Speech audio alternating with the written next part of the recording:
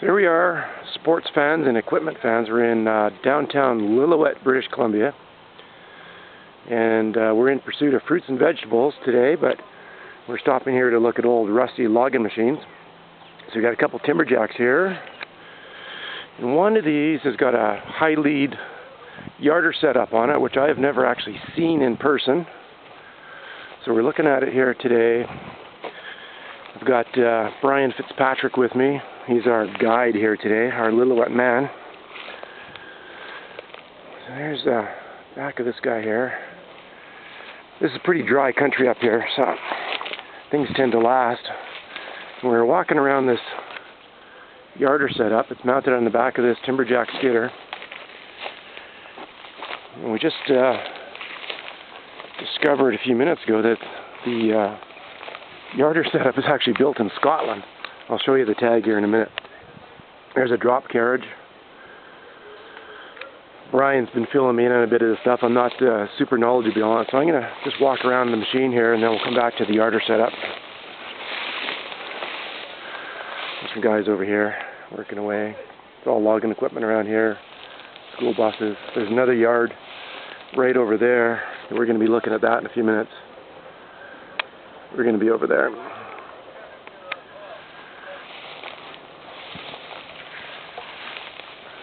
Well, 3-cylinder Detroit.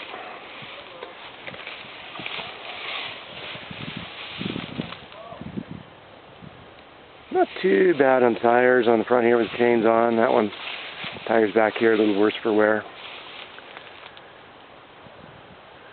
Awesome little yarder setup. I'd love to see one of these things running. I've heard about these things for years, seen a couple pictures here and there, but never been a wild run. Kind of fun, kind of curious about that. So up in here, I know, there's our cab now.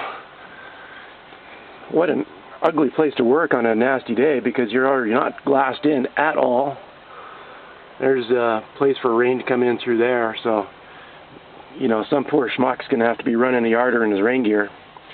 I don't know how many guys would be into that. There's our tag. I have no idea if you guys can see that or not, but we'll just pretend you can. James Jones and Sons Limited, Scotland, Island Alp Yarder, ALPE Yarder, model 8000, serial number SMA-851.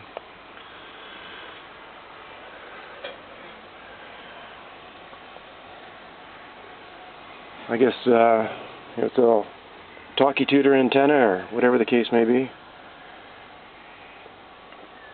Tough place to work. And there's directions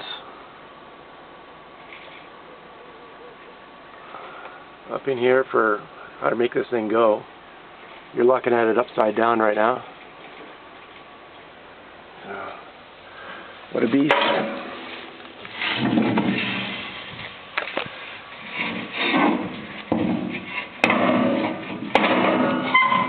I'll come back to that, close her up.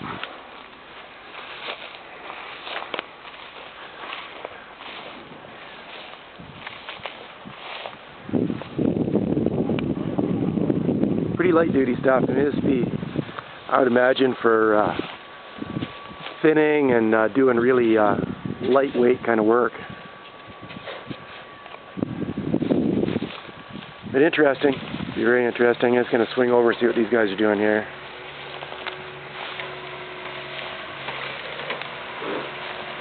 I think we got just some mechanics or stuff working on. Maybe they're going to pop onto the low bed.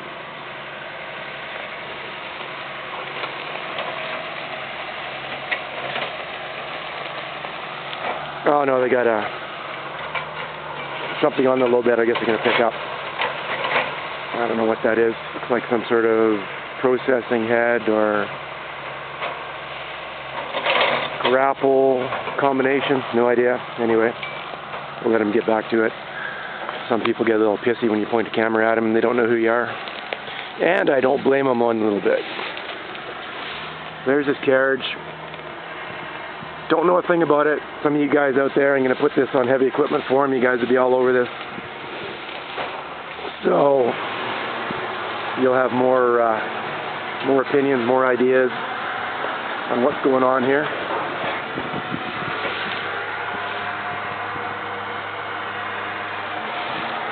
Like all this stuff here, haven't got a clue what's going on. I'll give you another walk around here. No idea what this is. Haven't got a clue. Again, somebody'd be able to tell me about that.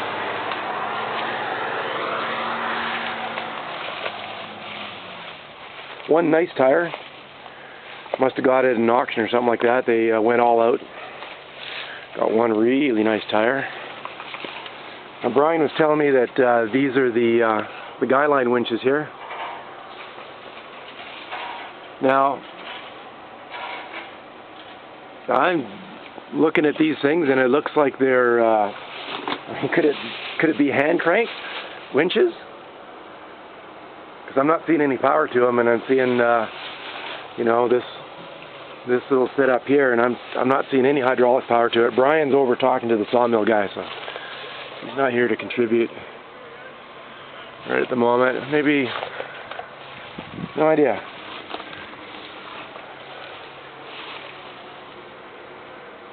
Now here's the hydraulic lines going back to the unit, going through here, going through the cab,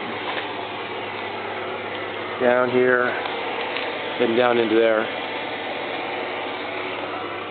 This cable here, no idea what that does. That's, well, maybe throttle, I guess. That'd be the throttle cable.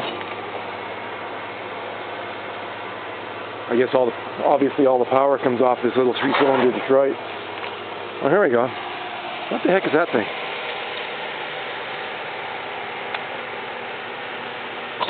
I have no freaking clue what the hell that is. It's like some sort of maybe a rock breaker or something like that, and for soft rock, no idea what that is. I've never seen one of those. It looks like it's powered, like hydraulically powered for some reason. Can't see it right now. Okay, here we go.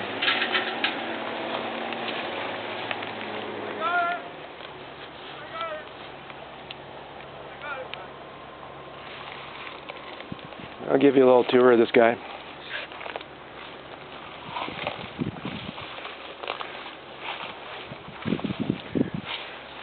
For some reason this guy put a little plexiglass windshield in here.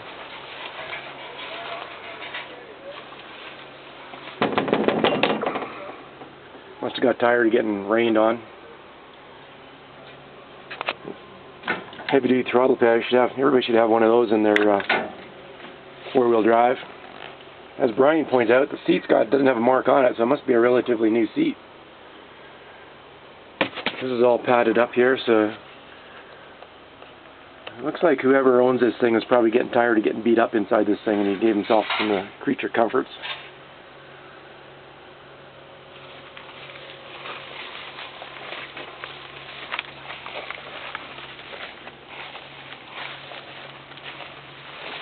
Back in, the working in here, choker's hanging off. Haven't been, it's probably been 30 years since I've been at the back of a skidder with a choker in my hand. I'm going to put that thing down before anybody gets any bright ideas. All I used to do was out there and just having hissy fits at chokers and rainy days and bugs and flies and everything else.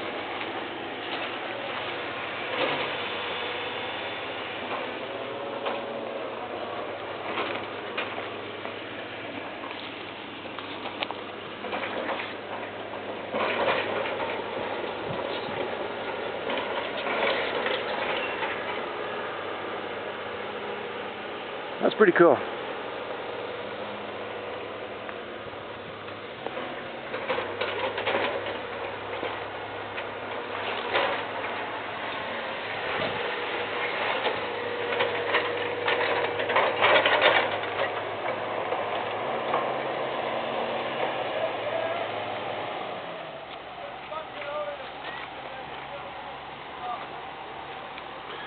Okay, so that's the end of our little Timberjack show here, and we'll flash up again maybe get some pictures of the sawmill and or the logging stuff over on my left, and go from there. So see all you guys later.